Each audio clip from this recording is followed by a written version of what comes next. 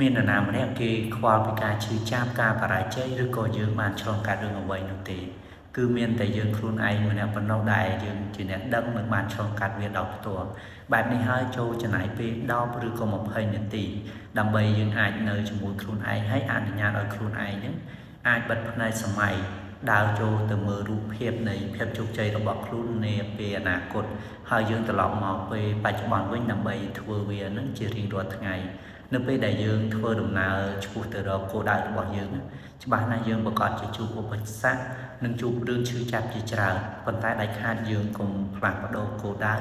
កុំបោះបង់កុំបញ្ឈប់វាឲ្យសោះព្រោះមានមនុស្សជាច្រើននៅពេលដែលពួកគេនឹងឆ្លងកាត់ការលំបាក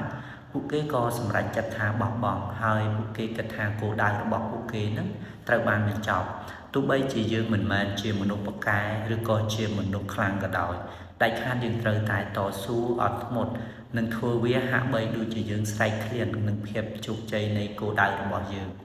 មានមនុស្សជោគជ័យជាច្រើនពួកគាត់តែងតែឆ្លងកាត់ការបរាជ័យម្ដងហើយម្ដងទៀតនោះហើយជាមូលហេតុដែលនាំឲ្យពួកគាត់នឹងជោគជ័យបែបនេះហើយអ្នកត្រូវតែប្រាប់ខ្លួនឯងថាថ្ងៃនេះជាថ្ងៃរបស់ខ្ញុំហើយគ្មានអ្វីដែលអាចមករារាំងខ្ញុំបានឡើយ